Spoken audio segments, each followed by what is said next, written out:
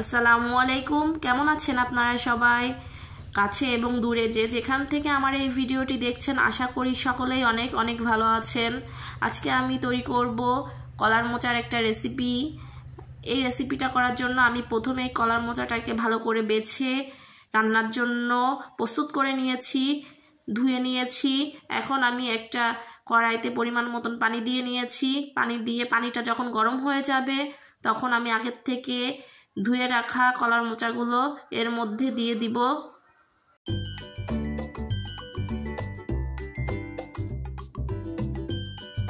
এর মধ্যে দিয়ে দিব হাফ চা চামচ হলুদ গুঁড়া,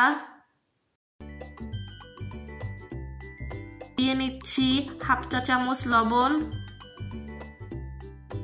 এরপরে আমি একটু নেড়ে চেড়ে নিব।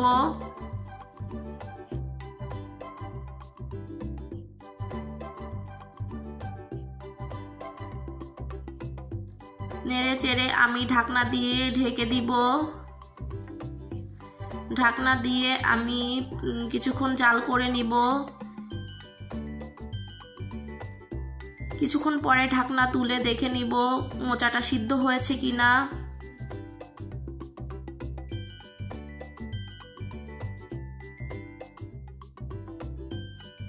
মোচাটা সিদ্ধ হয়ে গেলে আমি এরকম একটা জালির মধ্যে মোচাটা ঢেলে দিব, যাতে মোচাটার এক্সট্রা পানিটা যাতে পড়ে যায়।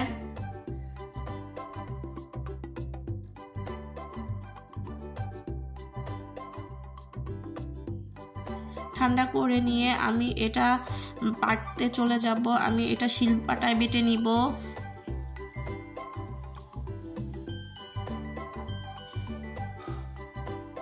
এই বাটার কাজটা কিন্তু ব্লেন্ডারেও করা যায়, আপনারা চাইলে ব্লেন্ডারেও করতে পারেন, তবে আমি শিলপাটায় করে নিচ্ছি।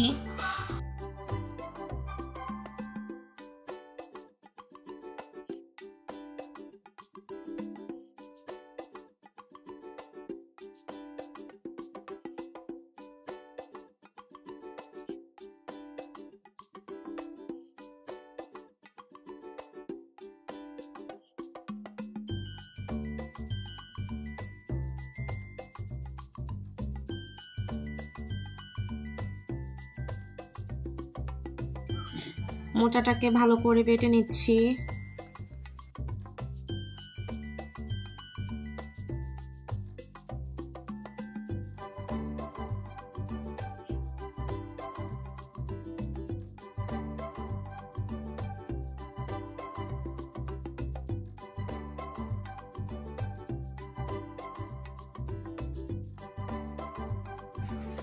একটা কড়াইতে পরিমাণ মতন সয়াবিন তেল দিয়ে নিচ্ছি। এর মধ্যে দিয়ে দিচ্ছি রসুন কুচি। আমি এখানে 5-6 কোয়ার মতন রসুন কুচি দিয়েছি।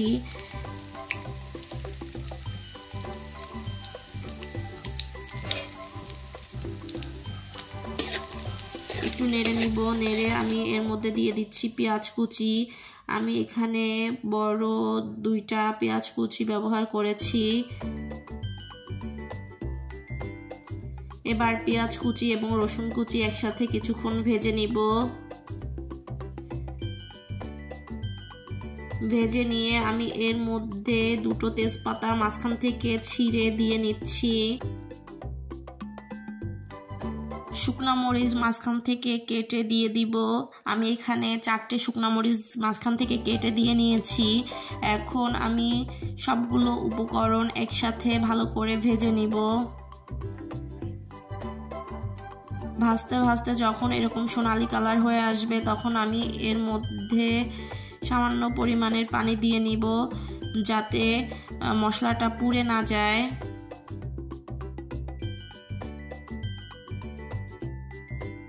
এরপরে আমি এর মধ্যে দিয়ে দিচ্ছি হলুদের গুঁড়া পরিমাণ মতন, দিয়ে দিচ্ছি হাফ চা চামচ জিরা বাটা এবং হাফ চা চামচ আদা বাটা, দিয়ে নিব সামান্য পরিমাণের মরিচ গুঁড়া।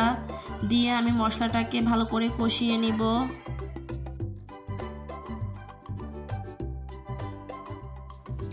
পানি দিয়ে মশলাটাকে আমি ভালো করে কষিয়ে নিব।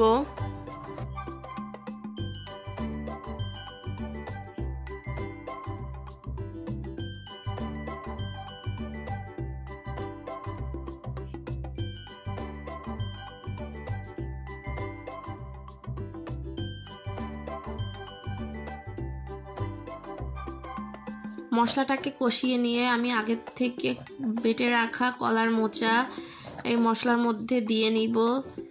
দিয়ে আমি এটা ভালো করে নেড়ে চেড়ে মিশিয়ে নিব মশলার সাথে।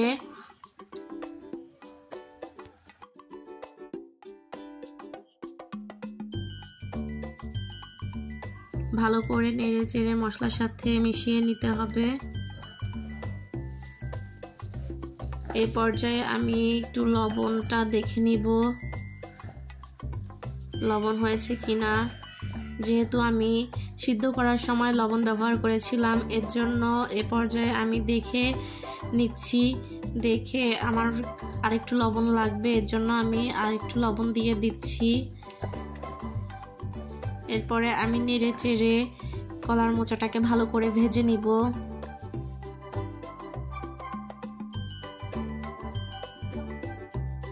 একটু সময় নিয়ে অল্প আছে কলার মোচাটাকে আমি কিছুক্ষণ ভেজে নিব।